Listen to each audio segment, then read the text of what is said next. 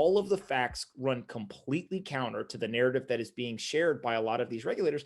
And it's simply just because they're scared Yeah. and they of the unknown, or two, they're just not informed. They haven't done the work yet. My guess is that they go and they do the work and they start to understand the data, they're actually going to change their tune and they're going to say, we want everyone to use cryptocurrency. We want everyone to put all of their transactions on a public ledger because it makes it easier for us to do our job. And so that will lead to a rise in privacy centric technologies, but that'll be down the road. Or they see Bitcoin as a major threat.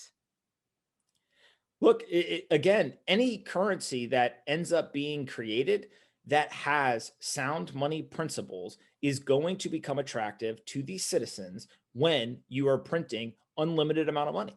And we've seen that throughout history, right? Real estate, gold, Bitcoin, all this stuff. And so the difference here is that you've got a digital application of sound money principles. And I don't look at it necessarily as a threat. I actually think what's going to end up happening here is just like individuals have educated themselves over the last decade, and they've chosen to move some portion of their fiat denominated wealth into digitally sound money, right, in Bitcoin. On that balance sheet, you're now starting to see financial institutions do it. So now Wall Street firms are saying, wait a second, maybe we shouldn't have a 100% dollar denominated or fiat denominated balance sheet. Maybe we should actually go and get some exposure to this. You're starting to see corporations do it. You've got MicroStrategy, you've got Square, there's others that are coming.